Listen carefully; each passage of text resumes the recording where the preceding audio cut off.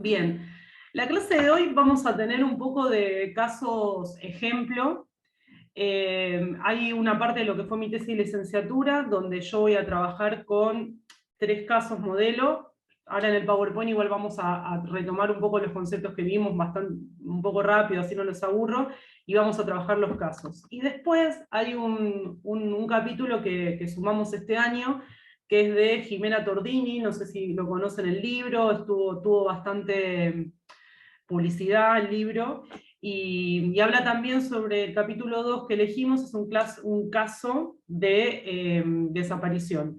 Cuando estaba armando la clase, me pareció que contar capaz, paso a paso, cómo era este caso de Mariela Tassat, que es el capítulo, me parecía como que iba a ser demasiado como lo que iba adelante. Entonces me pareció interesante, ahora capaz somos pocas, también está bueno.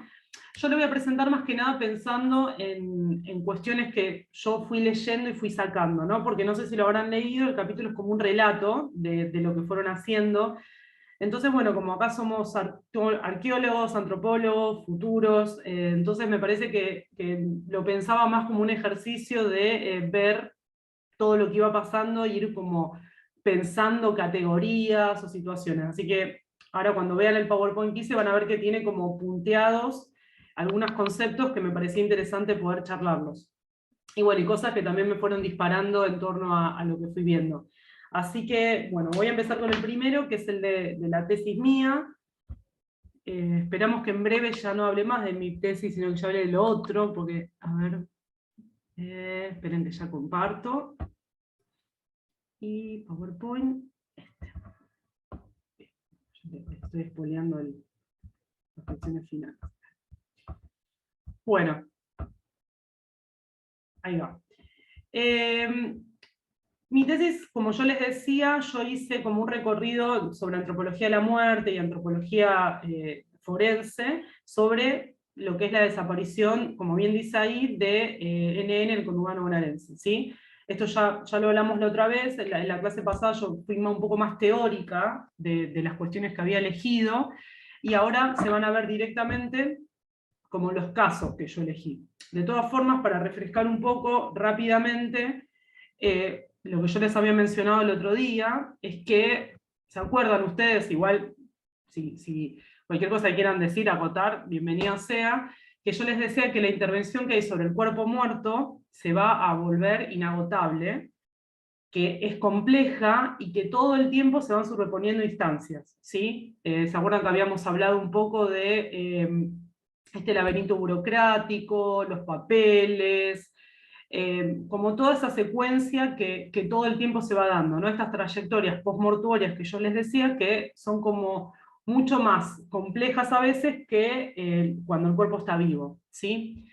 También yo les había manifestado que yo elegí una trayectoria modelo en ese momento, ¿no? De un cuerpo muerto, donde yo postulé una muerte traumática con una averiguación de paradero, ¿no? Y a partir de esa hipótesis yo desarrollaba todo el camino. ¿Se acuerdan? Esto fue cuando trabajamos las clases pasadas con el artículo en donde yo tomo un capítulo de mi tesis para rever estas cosas.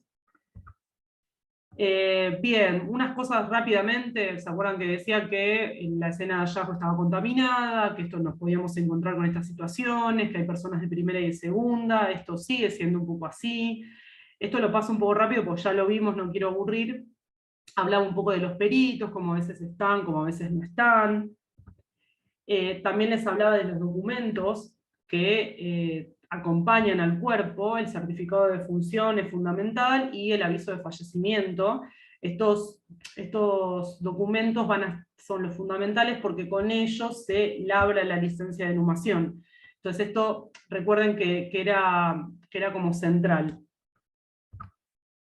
Acá estaban las fichas, el formulario 24, que les mencionaba. El otro día estuve haciendo, ahora que estoy acá en Buenos Aires, unos trabajos de campo, fui al Hospital Argerich a trabajar con una de las personas que se encarga de los ingresos y los egresos de los muertos en la morgue del hospital, y ella me decía, y esto va a estar relacionado al caso que yo voy a exponer ahora, ella lo que me manifestaba es que actualmente todas las personas, por lo menos del Hospital Argerich, que trabajan en la morgue, están formados para tomar huellas digitales. Yo le decía qué importante, ella me decía, sí, esto se hizo cuando yo ingresé, en el año 2019, dice, antes no.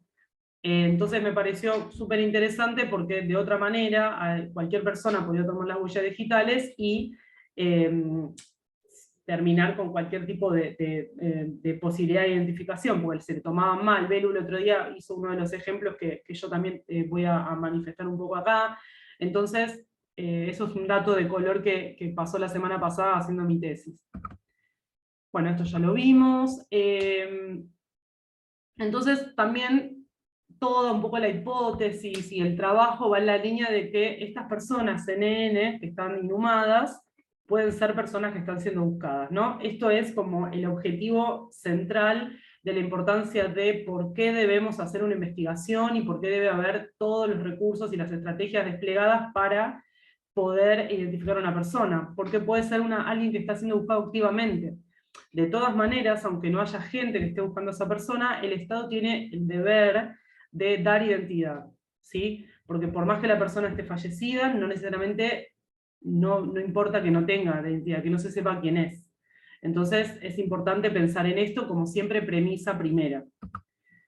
Esto lo hablamos también muy rápido, ya lo estuvimos viendo, actualmente la multiplicidad de factores que hacen que la persona desaparezca, se abrió mucho más el abanico en relación a lo que pasaba en el periodo de dictadura, ¿no? Donde se desaparecieron muchas personas. Contemporáneamente podemos hablar de que hay como diferentes tipos de puntos, ¿no? Que pueden ser violencia institucional, trata de personas, femicidios, en parte obviamente. El perfil de estas personas son, en general, de estas personas que desaparecen a veces, no siempre, esto es a modo general, que tienen una extrema vulnerabilidad socioeconómica, la mujer objeto, por lo cual puede ser reemplazado o descartada. Entonces ahí se empieza a construir como el perfil a veces de estos posibles sin NN que ingresan. Y otras veces no tiene nada que ver con esto. Pero estudiando un poco en líneas generales, a veces vemos estas cuestiones. Acá un poco lo que la generalidad también, y esto pensando también como antropólogos forenses, estas hipótesis o estos lineamientos, que el maltrato que existe sobre los cuerpos en ocasiones llevan a la muerte o al ocultamiento. ¿Y cuáles son las formas de ocultar? A veces no, como lo vamos a ver ahora, por una cuestión de la persona que comete, sino por el hecho de que hay una desidia en los burocráticos que genera esta situación, ¿no? Esto un poco en líneas generales. Acá lo que les decía, y vamos a tener una clase que habla sobre todo las cuestiones legales que hay con respecto al derecho que tiene el cuerpo, que un poco ya lo hablamos, ¿no? Pero las cuestiones más éticas y morales que hay con respecto al tratamiento de los cuerpos. Bien, y acá un poco empieza los casos, estos modelos que yo les decía, que yo trabajé en la tesis. Y este va a ser como la primera parte de la clase en donde vamos a hablar de estos casos. Hay tres. Yo lo llamé, el primero, 2 caminos, una identidad, el segundo, puertas abiertas, y el tercero, amigo existencia, ¿no?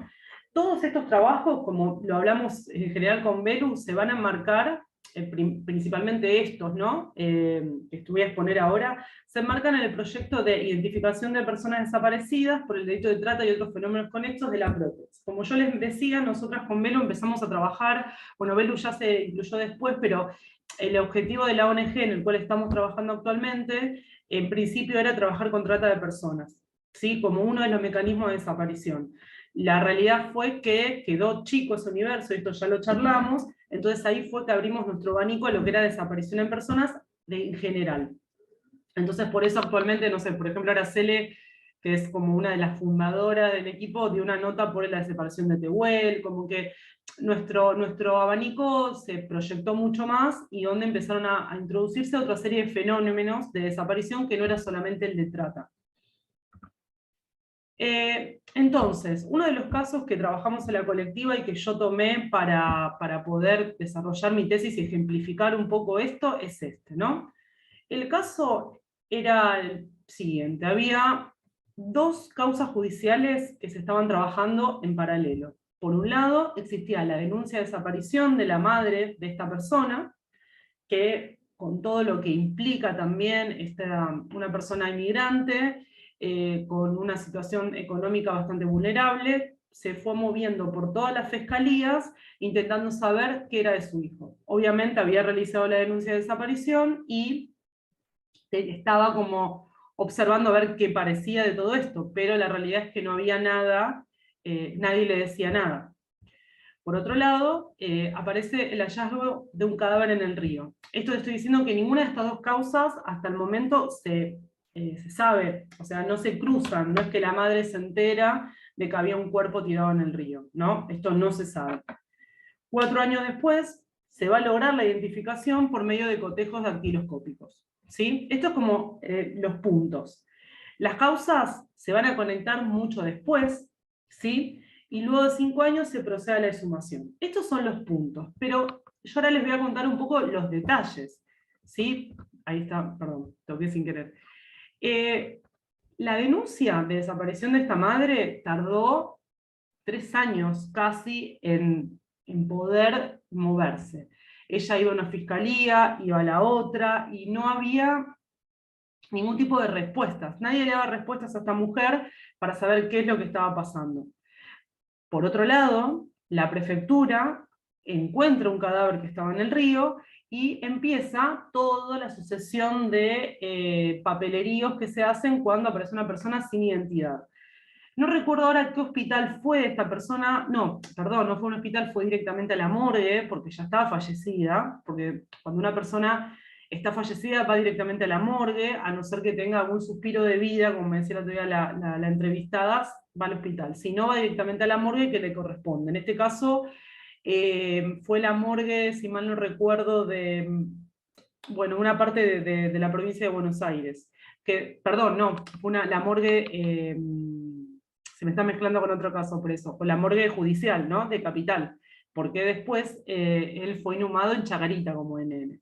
Entonces lo que sucede aquí es que había 2 casos que no tenían, se estaban manejando por jurisdicciones distintas, por fiscalías distintas, por fuerzas distintas, porque la denuncia de desaparición se hace en una comisaría y el hallazgo en el río fue por prefectura. Entonces, como ya de por sí había 2 mundos que no se conectaban y tampoco nadie que al momento de que la madre hace la desaparición, que lo hace casi instantáneamente, porque esta persona tenía problemas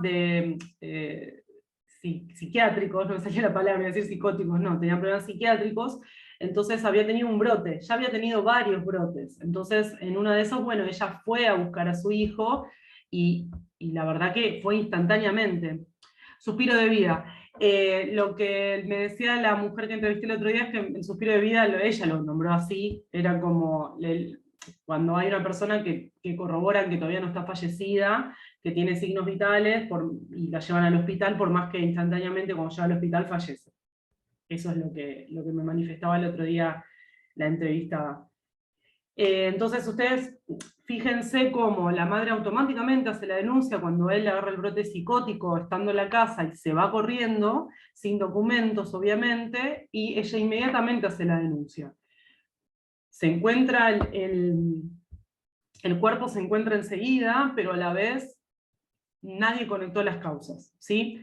Como bien ustedes saben y lo hemos charlado, cuando un cuerpo es encontrado, se tiene que dejar una cierta cantidad de tiempo en la morgue. Esto no fue así, estuvo unos días menos antes en la morgue, y la realidad es que hasta que no se le da identidad, tendría que hacerse y explotarse todos los recursos. En este caso, supuestamente se había hecho todo lo que había que hacer, pero el cuerpo fue inhumado en Chacarita como NN. Pasaron 4 años, ¿sí? Hasta que se pudo hacer el cotejo. Y vuelvo otra vez a lo mismo, acá la madre continuaba dando vueltas por todas las fiscalías, por todas las comisarías, para que alguien pueda movilizar la causa de su hijo desaparecido. Nosotras con el proyecto y cotejando datos, como les explicaba la otra vez, con las fichas y algunos registros de ingresos, como por ejemplo en este caso el ingreso de este chico en una institución psiquiátrica, y donde tenía las huellas digitales, se pudo hacer el cruce de datos y ahí se lo pudo identificar. Llamamos a Chacarita para ver si cercano a la fecha de desaparición de este muchacho había una inhumación como NN de hombre con ciertas características, nos dijeron que sí, y ahí fuimos a hacer la exhumación. Las causas estaban conectadas. El NN que nosotros exhumamos 5 años después de su desaparición era el que esta madre estaba buscando, ¿sí? Bien, acá se me tildó. Acá tenemos una foto del día de su exhumación. Acá en el costado izquierdo, perdón, tenemos a la madre, la tía, la hermana, o sea, está la familia observando porque lo pueden hacer. Y bueno, acá estábamos con el equipo haciendo la exhumación. Bien. Un poquito más de contexto, nosotras realizamos esta exhumación, el cuerpo estaba en una bolsa mortuoria, lo levantamos todo, y a partir de allí lo llevamos, vino a buscarlo a la morguera, lo llevamos al servicio de antropología forense de la morgue judicial, y allí le realizamos la pericia antropológica forense, con lo cual dio que era un masculino de cierto tanto de años, con ciertas características, y bueno, el ADN también confirmó que era quien estábamos buscando, ¿sí? Entonces, bueno, esta como el primer caso de desaparición y de burocracias que yo presenté y tomé de todo lo que veníamos hablando, ¿no? Bueno, este es uno de los trabajos que hicimos como antropólogas forenses, trabajando como en las 3 etapas que siempre hablamos, ¿no? La investigación preliminar, el trabajo de campo y el trabajo en laboratorio. Bien. Ahí. Segundo caso. Acá es un caso parecido, pero donde, esperen que estoy admitiendo gente, ahí va, donde aquí es otro escenario, ¿sí? Es un paciente que se fuga de la colonia Oppendorf, que es una institución psiquiátrica que queda bien al oeste, si no me equivoco, pasando Luján. Acá el caso era bastante también complejo, porque la realidad que a veces nos enfrentamos con estos casos, como les decía, son situaciones de personas que capaz que tienen estas características, ¿no? Hacía mucho tiempo que estaba en la institución, la familia no estaba interesado por encontrarlo, es más, la madre decía que a su hijo lo veía, o sea, como que en realidad que su hijo no estaba desaparecido, sino que ella lo solía cruzar. La realidad es que, bueno, esto no era así. El cuerpo había sido encontrado y se había inhumado en el cementerio de San Martín.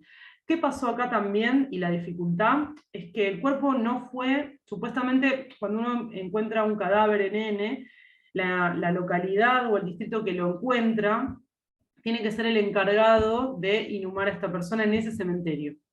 Acá lo que pasó es que este cuerpo desaparece en la colonia Oppendorf porque se escapa, pero o sea, no sabemos cómo este cuerpo fue encontrado en la cercanía del cementerio de San Martín. Obviamente el partido de San Martín es muy grande, pero hay que llegar de un lado al otro, o sea que se supone que este chico ha viajado y se encontró en la cercanía del cementerio de San Martín, lo cual se le ingresa como NN.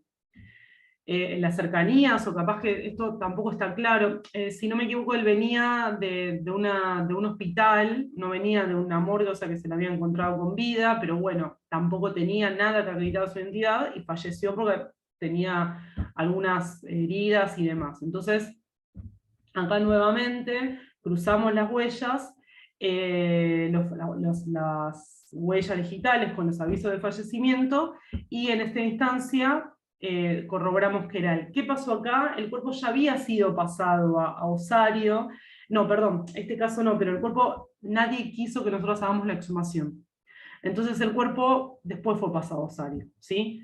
Ya hacía 6 años que estaba como NN inhumado, no había familias que quieran que nosotros los exhumemos, entonces si no hay una orden judicial respecto a eso, no hay posibilidades de hacerlo, ¿no? Tiene que haber una orden, si no, no. Así que el cuerpo siguió una cierta cantidad de tiempo y después fue pasado a Osario. Pero bueno, nosotras nuevamente hicimos el mismo camino, hablamos con el cementerio, le preguntamos si tenía cuántos ingresos de NN tenía, y bueno, y ahí fuimos como cruzando información, con lo cual dio que estaba allí.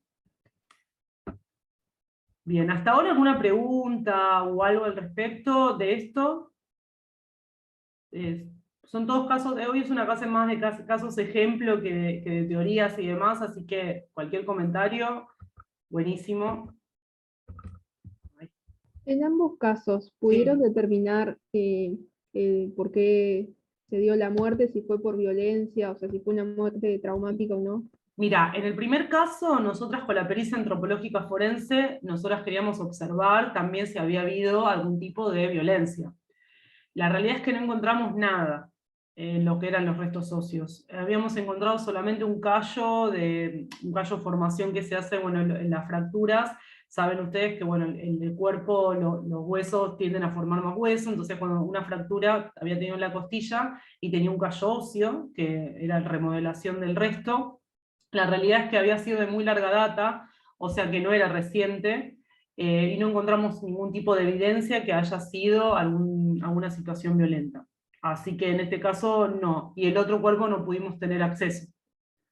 Así que nada, como eso fue la situación.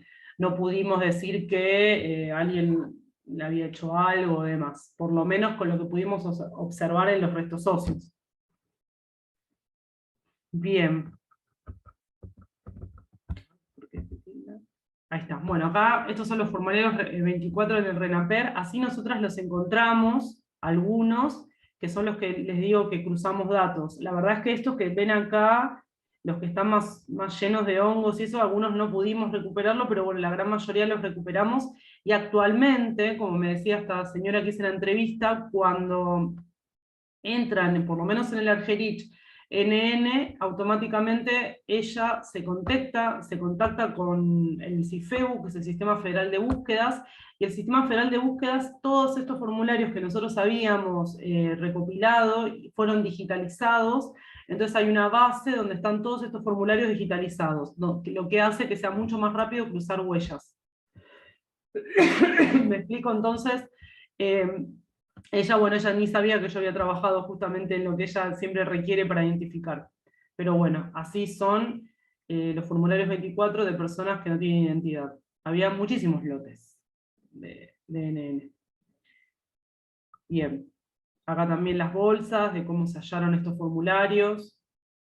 Porque, como yo siempre digo, el objetivo del RENAPER no era identificar. El objetivo que tiene el RENAPER es registrar. Entonces, por ende, ellos en esos papeles lo tenían registrado. Cuando el objetivo cambió, ahí se complejizó la cuestión, ¿no? Cuando nosotras propusimos este nuevo objetivo, que era trabajar con estos papeles, bueno, entonces ahí nos tuvimos que enfrentar a esa situación. Si no, la realidad era que no había por qué, o sea, tener estos papeles como corresponden. Como corresponden, tenerlos de otra manera que no sea, bueno, ir guardándolos.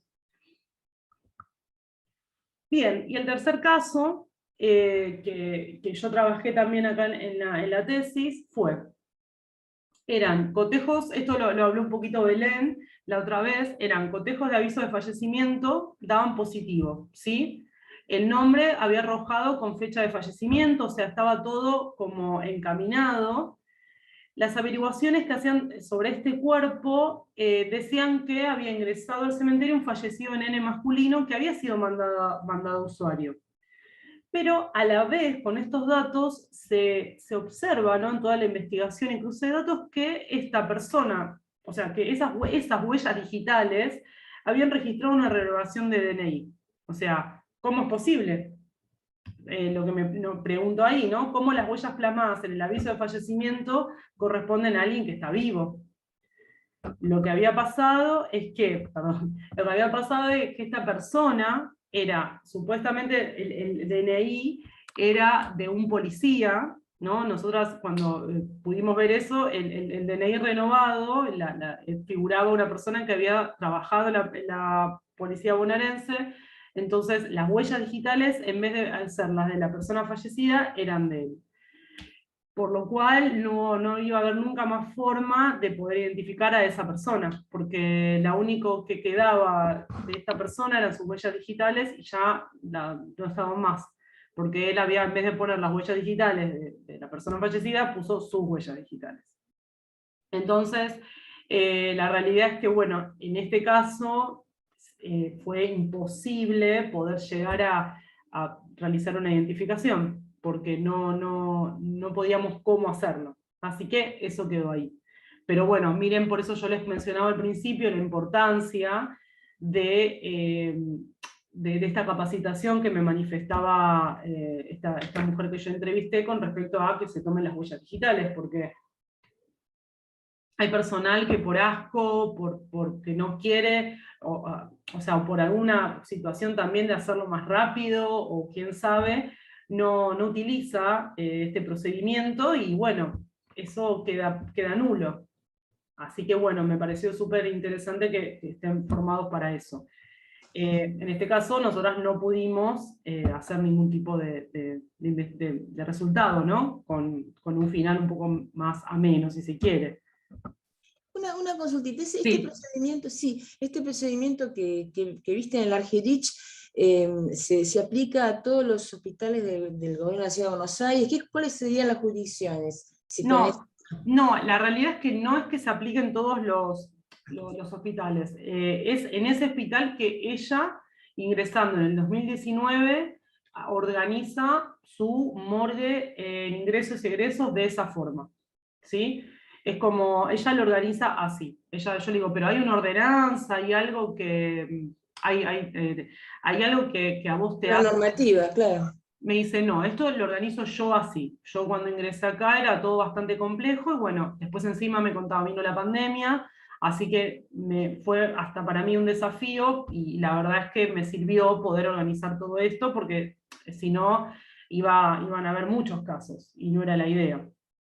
Entonces, nada, un poco esta situación fue, ¿no? Yo también le pregunté, digo, pero hay una ordenanza, acá me dice, no, o sea, no hay nada que haga que todos los hospitales funcionen igual. Ahí dije, bueno, tendría que ir a otro hospital, la realidad es que, bueno, esto fue un contacto que tuve y vamos a ver si puedo conseguir otro. En el hospital de Argerich, por lo menos, se manejan así, ella está como convencida de que lo que después confíe que gente que conozco y con la cual trabajo me dijo que antes de ella era un desastre de Argerich. Así que bueno, pobre, también se tuvo que, bueno, agarrar de esa situación, ¿no? Entonces, bueno, esto es la realidad de lo que va pasando. Sí, Victoria. No, me quería sumar bueno, a comentar Sí. que en realidad tiene que ver bueno, con mi lugar de trabajo, pero que es, yo trabajo en el Hospital San Martín, acá en La Plata, yo soy de La Plata, y hace más o menos 1 año y medio se conformó un servicio que es el Servicio de Medicina Legal. Yo vengo de antropología, pero mis compañeros son criminalistas y la intención de crear esto es bueno, tomar el dominio o el manejo de la morgue, que está completamente también abandonada o, bueno, o con problemas ahí, bueno, cuestiones internas y demás. Sí. Entonces, uno de los grandes temas era qué pasaba con los cuerpos que no habían sido retirados o que estaban identificados pero no tenían, o están indocumentados, entonces como que para el Estado eran NN, Claro. o estaban identificados pero con identidad, pero no había nadie que los reclamara. Y que en principio una de las cosas que pasaba es que a veces no se tomaban las huellas en este formulario 24, entonces el cuerpo estaba ahí, se descomponía y las huellas ya después no se las podían tomar. Total. Bueno, así entre otras cosas, entonces, o no había nadie que las quisiera tomar, o las tomaba capaz el policía que estaba ahí en la garita, o bueno, y demás. Entonces la intención es que se empiecen a tomar de alguna manera mejor, bueno, y mis compañeros que son criminalistas y demás, en general las toman ellos. Cuando ellos no están, Claro. en alguna ocasión los he tomado yo. Pero lo que decía Gabriela, o sea, es algo que parecería como que cada hospital un poco toma Sí. las riendas del asunto, pero bueno, queda como mucho para hacer, ¿no? Sobre todo Sí. porque después, una vez que nada, se los van al cementerio, se inhuman y después Osario, o sea, no se toma ningún tipo de información y uno nunca sabe si esas personas están siendo buscadas o no, o en qué circunstancias ingresaron también al hospital. O sea, es como, queda como un gran agujero ahí, ¿no? Sí, sí, totalmente. Y lo que vos decís, hay solamente un par de normativas que yo investigué, que es con respecto a la cantidad de días que tendría que estar el cuerpo, pero después lo que se hace con ese cuerpo, esa cantidad de días, es como decís vos, es muy dependiendo de cada lugar. Yo no había encontrado hasta el momento normativas que digan exactamente lo que hay que hacer, ¿sí? Como bien decís.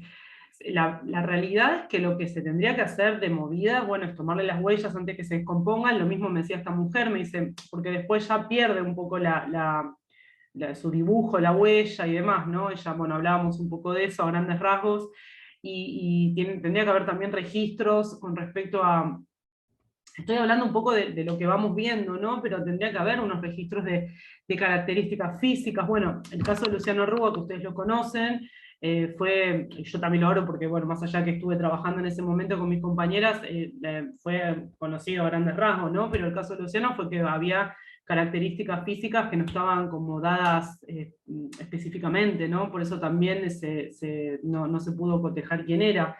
Creo que la importancia de registrar, por más que no haya fallecido, perdón, no haya familiares, no haya seres queridos que reclamen, pero bueno, no se sabe si, en qué momento, y bueno, algo que también les decía la otra vez, la importancia de que en algún momento se puedan hacer algunos sistemas de software y demás que conecten las provincias, que conecten las morgues o conecten los cementerios, porque lo que me estoy dando cuenta ahora en mi investigación, como les decía la otra vez, es que cada cementerio registra a su manera, por ejemplo, y me parece que las morgues también.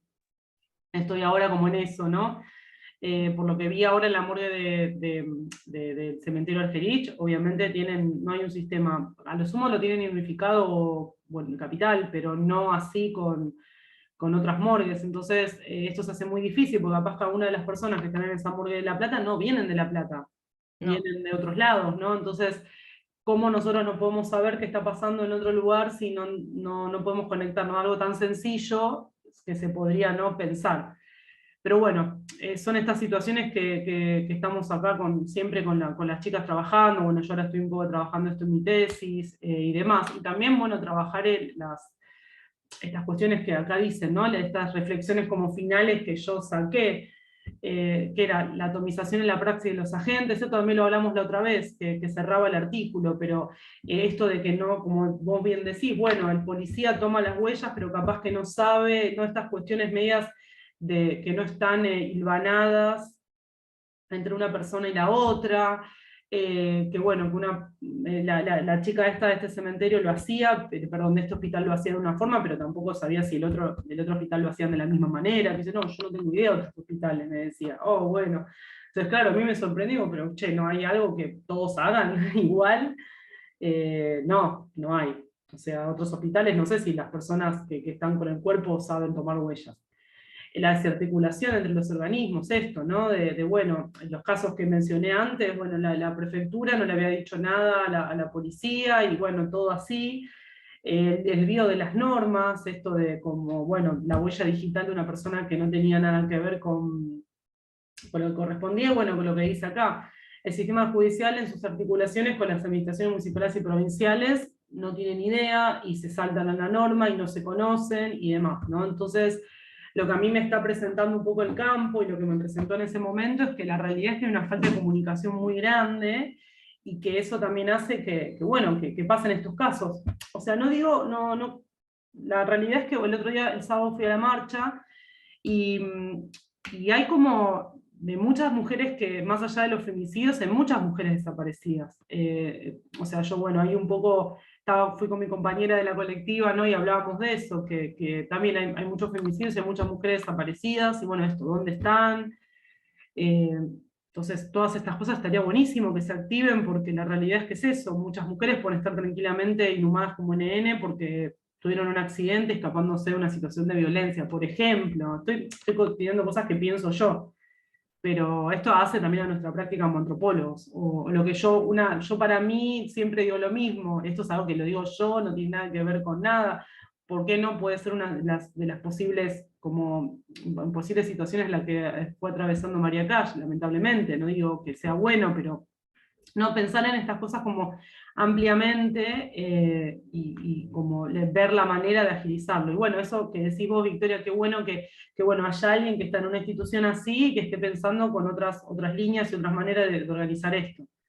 Así que bueno, aparte de La Plata, corregime si me equivoco, la situación de las inundaciones ya tuvieron una experiencia también, ¿no? De esta situación de muchos cuerpos CNN y demás, entonces creo que está piola poder, hay un granito de arena de alguna manera. Así que bueno, no sé si hay algún comentario más con esto.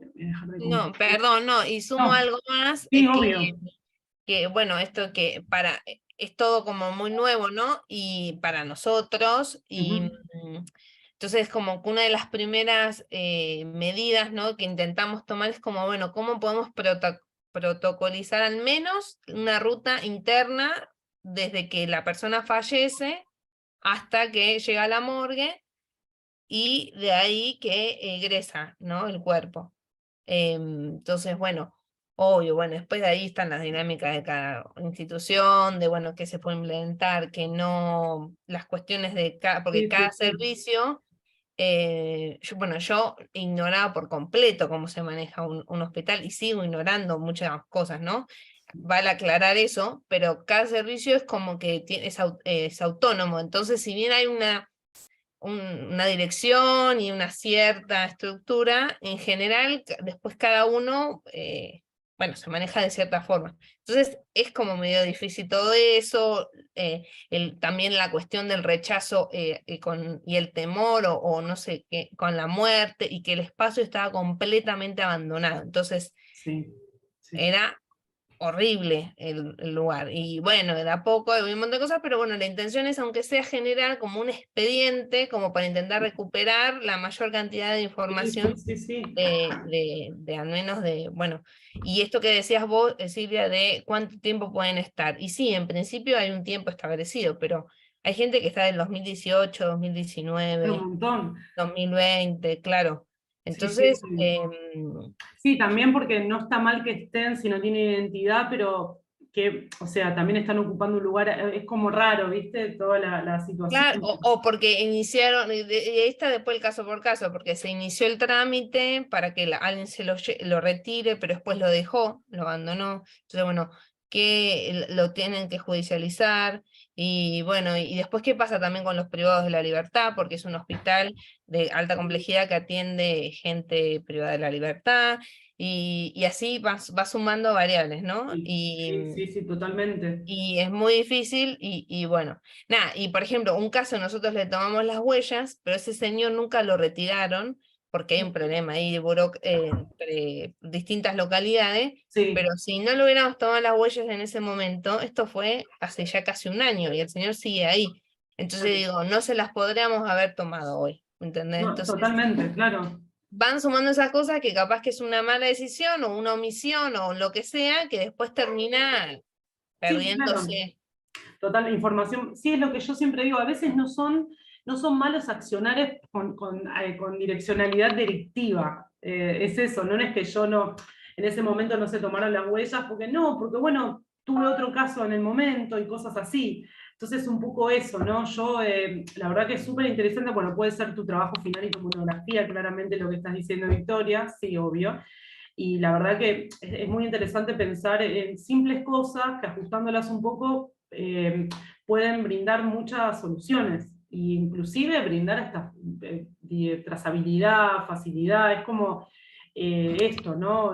Pero bueno, es un camino largo, y la verdad es que a mí me está pasando esto, ¿no? Que yo obviamente es una tesis de doctorado, y son 5 años y no puedo abarcar todo, pero me está pasando que cada lugarcito que voy, ahora lo que me está direccionando, no quiero ser autorreferencial, pero creo que le sirve también, lo que me está direccionando esto es que, bueno, cada cementerio que voy me hace que tenga que ir a la morgue. O sea, el cementerio, hay muy pocas personas que tienen ganas de decirte algo, y si saben, es como que, bueno, el cementerio ya llega siendo un lugar donde no, o sea, termina un poco todo para algunas personas, ¿no? Y es re loco, porque en realidad ahí está lo que vos tenés que identificar, pero mucha idea no hay. Entonces como que la morgue termina siendo el lugar que más información me puede brindar. Entonces, bueno, un poco lo que decís está buenísimo, de pensar a pensar de a poquito, o sistemas de lo que sea, como para, bueno, que esos cuerpos también no estén tanto tiempo ahí. ¿Qué sentido tienen? Porque tranquilamente se le pueden tomar todas las características físicas, tomar las huellas digitales, y bueno, que sean inhumados, ¿no? Que también la dinámica hace que se quede ese resto tanto tiempo, ¿no? Porque como es tan malo sacarlo antes, también es malo que es un montón. Así que bueno, eso un poco también está muy bueno lo que puedes plantear, inclusive puede ser tu tesis de licenciatura, si tenés ganas, pero son casos, viste, que realmente son complejos. Y ni hablar de otros lugares. Obviamente que en sitios más chicos del país hay menos gente, por decirlo a algún punto, pero las situaciones también de abandono, capaz, o de desidia, o de no saber bien qué hacer, existen en todos lados y se ven. Entonces, como yo les contaba el otro día del cementerio de San Vicente en Córdoba, que la chica me decía no tenía ni idea, ella hace lo que les pasaba de la morgue, no tiene ni un registro propio de cómo esos NN llegan, ni nada, es solo lo que le pasa a la morgue, punto. No tienen ellos algo propio del cementerio. Así que bueno, son situaciones difíciles, pero nosotros como profesionales tratamos de aportar nuestro granito de arena. Después la clase que viene, si no me equivoco, la otra, vamos a hablar del proyecto Absentia, que es algo que nosotros con las chicas trabajamos y que también habla un poco de estas situaciones, ¿no? Así que bueno. Bien. ¿Quieren que sigan que sigo con el otro? Porque ¿continúo o quieren cortar 5 minutos para ir al baño o algo? Como quieran.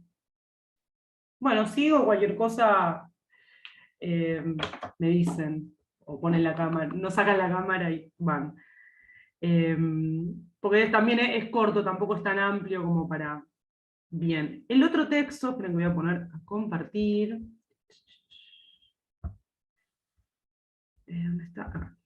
Como les decía el otro día, como les va el otro día, como les decía recién, acá es una situación con características similares en algunos aspectos a la que les manifesté recién, con la diferencia que tiene otros tópicos este caso.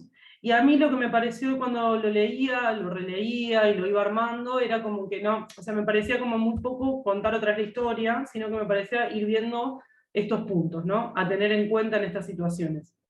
El libro de Jimena Tordini se llama Desaparecidos y Desaparecidas en Argentina Contemporánea. ¿Quiénes son? ¿Qué pasó con ellos? Y por qué la justicia y el Estado deberían espabilarse, ¿no? El capítulo que nosotros tomamos es el capítulo 2, y es el que habla de Mariela Tassat. Yo esto lo puse rápido de lo que veníamos trabajando, porque a mí me parecía esto que les dije. Quiero contar la historia como completa al principio y después ir desarmándola un poco. Mariela era una chica que había desaparecido, fue buscada durante 15 años, ¿sí? Ahora vamos a ir a los detalles. Se suponía que estaba captada por una red de trata, y una cadena de errores que ahora, como les digo, vamos a ver, hacen que estuvo 15 años desaparecida. Lo que había pasado era que el mismo día de su desaparición había sido arrollada por un tren, sobrevivió algunas horas, por eso se la trasladó a un hospital y muere sola en el hospital. La autopsia manifiesta que ella tenía 30 años, ¿sí? Una conclusión muy errónea que hizo que se le categorice como eso. La realidad es que le tomaron las huellas dactilares, pero no pudo ser identificada y se la inhuma como nena en el cementerio de Lanús, ¿sí? Obviamente, como había sido víctima de un accidente ferroviario, estaba con algunas complicaciones. Bueno, obviamente esto hizo que sea más difícil estimarle la edad, pero bueno, fue como el doble. Cuando fueron a buscar el cuerpo, por las cuestiones que ahora vamos a charlar, los restos ya habían pasado osario, pero se pudo encontrar algunos restos que estaban por debajo, y pudo llevarse adelante el ADN para corroborar que era ella. O sea, este es el caso completo, ¿sí? Acá hay algunas fotos de la mamá, de ella, Ahora bien, yo como que cuando leía el capítulo pensaba en algunos tópicos a tener en cuenta. Primero, los tiempos. Lo que cuenta el capítulo es que el padre va a hacer la denuncia y le dicen que tenía que esperar 48 horas, ¿sí? Lo cual no es así, y el padre, como tenía conocimiento con respecto a eso, hizo la denuncia igual. Pero miren, ya como desde el vamos, hay un algo ahí, ¿sí? Que hace que algo raro pasa, porque ya hay una traba, le dicen que no, que tiene que esperar 48 horas cuando no. El padre puede hacer la denuncia por obligación de paradero, le preguntan cómo era quien desaparece, pero miren también acá la importancia de que ya no era igual, porque había tenido un accidente, ¿no? Entonces como también no se piensa la hipótesis de una posibilidad de accidente, solamente se fue pensando otro tipo de hipótesis. Entonces, bueno, como que algo ahí también complejizó. Ella no tenía DNI. Algo importante, perdón que me olvidé decir del PowerPoint anterior, es que en la charla que tuve con esta mujer del cementerio, del hospital, me decía la importancia también de no solo pensar en la persona fallecida, sino la importancia del registro de los recién nacidos. Y la verdad que yo, toda mi investigación, nunca me lo había puesto a pensar, y fue muy interesante porque ella me manifestó que actualmente muchas veces del hospital salen casi sin DNI o sin el papel para que los anoten. Pasan años a veces, ¿eh? Uno se piensa que me decía, no, a veces se van y no los anotan. Entonces acá en el hospital, como ella también hace los egresos e ingresos no solo de morgue, ella me decía que en su hospital, me dice, ella lo que decía, en esta parte, la importancia para mí también radica en hacerle los documentos a todos, apenas nacen. Así que bueno, Mariela en este caso había salido sin DNI, la realidad es que bueno, no lo había llevado. También al padre le toman los datos contextuales de la desaparición, el día, si había tenido un problema con la madre, esto se suele hacer, él le manifestaba que había tenido alguna discusión y le había dicho que se iba, pero nada raro, y empiezan a tomar declaraciones. ¿Sí? Una de estas declaraciones es de un niño de 13 años que dice que él había visto a Mariela y que Mariela había manifestado que se iba a tomar el colectivo para el lado del tren. ¿Sí? Miren también como a veces las declaraciones que no son investigadas con una línea importante, quedan como ahí dormidas cuando en realidad son súper importantes. ¿Sí? Entonces esta primera parte yo la dividí como tiempos, ¿no? Estos primeros tiempos al acercamiento de una persona. El cuerpo de ella, ahora también viene toda esta parte, ¿no? ¿Qué fue pasando ahí? Bien, las búsquedas. La única pista que seguían era otra declaración que decían que era una gitana que la había llegado. ¿Por qué? Porque hablaban siempre, la hipótesis no se movía de trata de personas. Entonces, claro, no se la buscaba muerta, se la buscaba viva bajo la línea de trata de personas, entonces no había hipótesis que se pudieran pensar. Así que se investigaba a la gitana, la siguieron unos policías de civil y demás, pero tampoco aportaba demasiada información. Luisa la madre iba a donde decían que ya estaba. Y eso también es importante porque, esperen, no, porque va la otra, es la otra. Quédense con esto, ¿no? Que la madre iba a todos lados donde decían que ella había desaparecido. El Estado dejó de buscarla al tiempo, a los años, dejó de buscarla, y Mariela se va a convertir en papeles apilados, ¿no? Esa fue mi lectura. Eran archivos y archivos de algunas averiguaciones que se habían hecho que quedaron congeladas. Pasaron los años, Alberto murió, que es el padre, y la hipótesis que había era que trata de personas, ¿sí? Y acá es un fragmento de la parte del libro que, bueno, que dice, no sé si lo leyeron o no, lo leyeron, si no, se los leo rápido para que aquel que no lo pudo leer.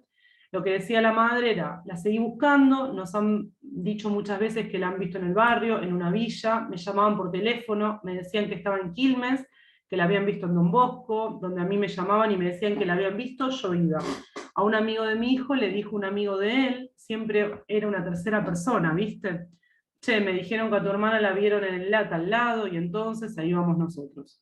El último dato que me dieron fue el prostíbulo de Wilde en 2006. Yo hasta hoy juro que esta señora no me podía haber mentido porque yo trabajaba con ella. Me llamó por teléfono y me dijo, Luisa, yo pasé con el remis, venía del médico y la vi a tu hija en una casa. Está parada con botas largas, con pollerita a cuadritos, una musculosa, andá, qué sé yo.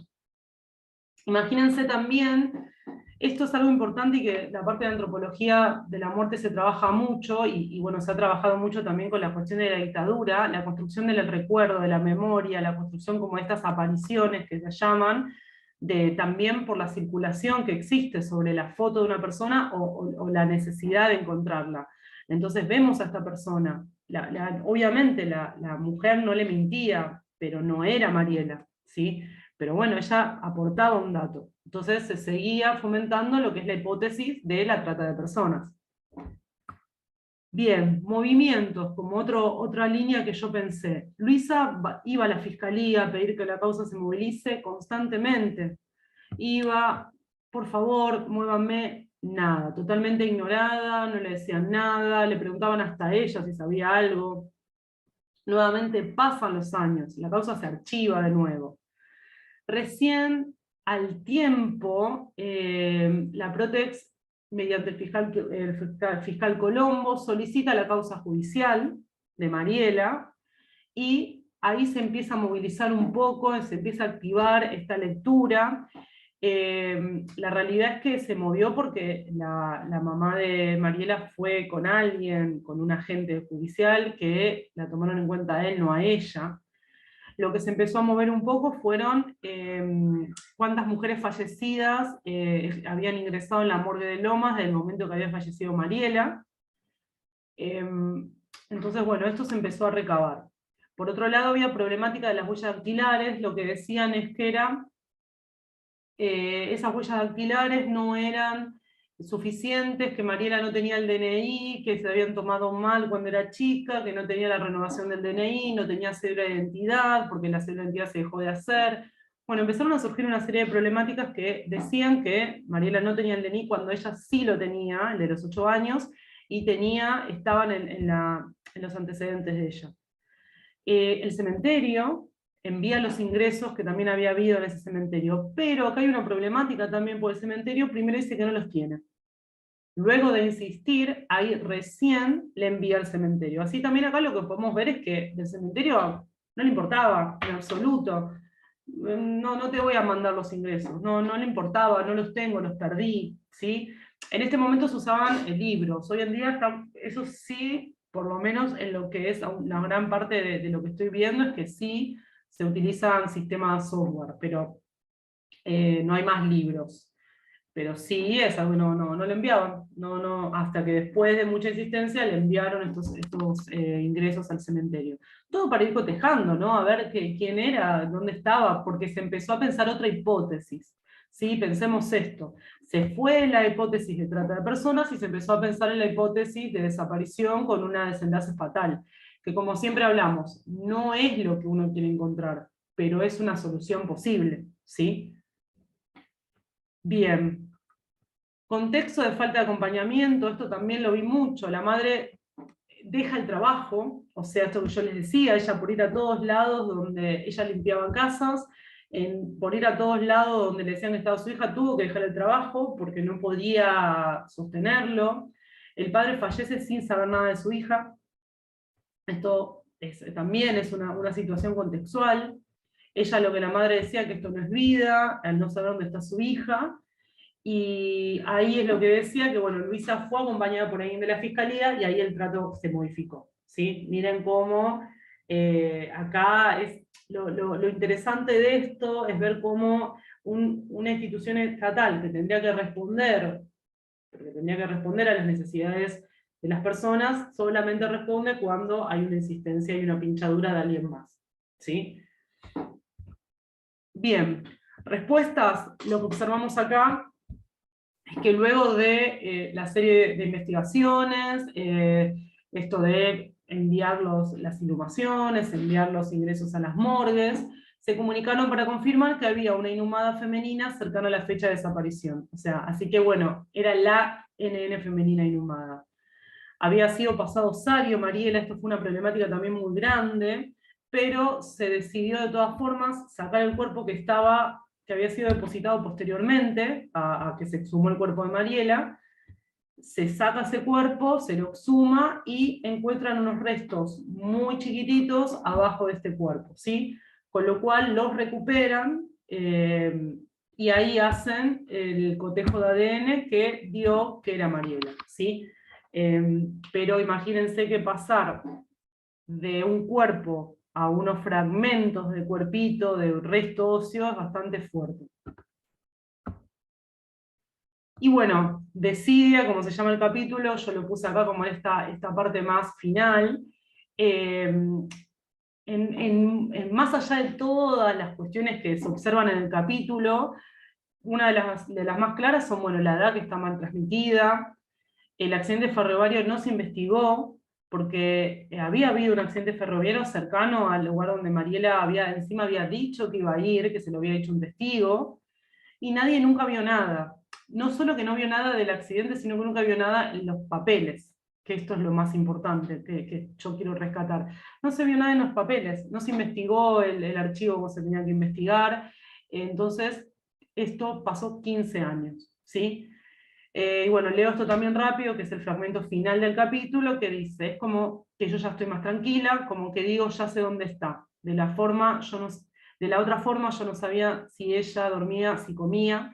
Yo no quería comer porque no sabía si ella estaba comiendo. Me daba no sé qué cuando llovía o cuando hacía frío. Decía, si ella se está mojando, tiene frío.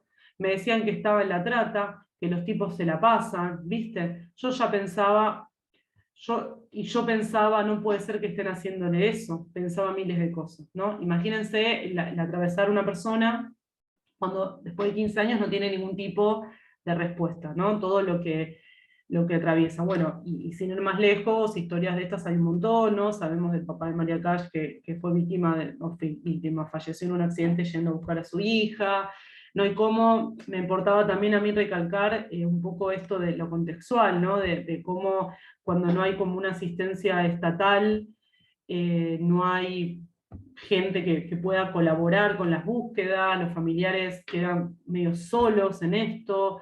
O sea, obviamente tampoco a nivel estatal se puede brindar un acompañamiento enorme, ¿no? Sabemos que no se da abasto, pero estas cuestiones algunas sí se podrían solventar, ¿no? El poder tener a la familia por lo menos un poco más informada, un poco más como atenta a la situación. Esto fue hace unos años, pero bueno, era cortito, por eso me parecía que cortar no tenía mucho sentido, pero un poco la idea de esta clase, que es bastante, como no es extremadamente larga, sino es como poner estos ejemplos de estas situaciones, que son como las que pueden pasar en cualquier lado del país y que tampoco tenemos registro, ¿no? No hay registro de esto que sucede.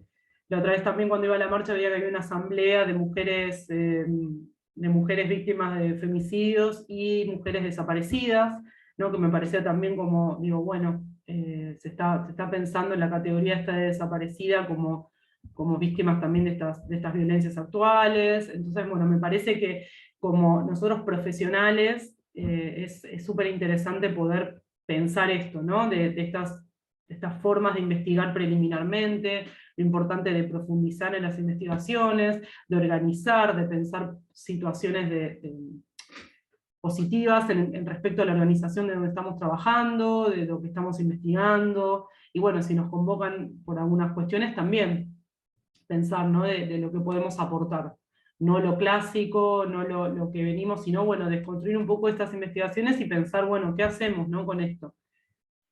Y importante el no quedarnos como con lo básico, ¿no? No quedarnos con esto de, bueno, trata de personas, listo, no, pensar capaz en este posible desenlace fatal, posible situación de muerte, ¿no? Que hace que, bueno, obviamente se abran otras líneas, pero que es lo que hay que pensar también, ¿no? Así que, bueno, preguntas, comentarios, dudas, también un poco es esto, ¿no? Esta clase es más como práctica si se quiere, y está bueno también si quieren hacer algún comentario, además, no sé, Pau, también si quieres decir algo, no, lo que sea. Hay muchos casos también más que, bueno, que se fueron dando con estas sistematizaciones que hicimos nosotras, con la colectiva, pero bueno, en realidad que exhumaciones hicimos una sola, en la que estaba la madre presente, después tuvimos dos exhumaciones más en Avellaneda, si mal no recuerdo, que ahí lo hicimos con el equipo. Bueno, el equipo quedó con los restos. El tema es que no había familiares que habían reclamado este cuerpo, entonces, bueno, la realidad es que tampoco hubo mucha movida con eso, porque es lo que les decía, lo que pasa mucho con estos casos es que no hay familiares a veces que reclamen. No, a veces, o no se los conecta, o no se los encuentra. Entonces también un poco esto. Después no volvimos a tener exhumaciones como la del primer caso del desconte de mi tesis, que fue como todo el caminito, ¿no? De investigar, hacer la excavación y posteriormente identificarlo mediante ADN, ¿no? Así que bueno, hoy es una clase bastante express, pero la realidad es que también las clases anteriores fueron de mucha información, mucha teoría, y creo que a veces también está bueno pensar en esto. Y también que les sirva como modo de ejemplo. Esto que yo hice hoy tranquilamente puede ser uno de sus trabajos, ¿no? Algún caso y conectarlo con las situaciones, ¿no? Que van sucediéndose en lo teórico y demás. Así que, bueno, no sé, comentarios, lo que quieran, más que bienvenidos.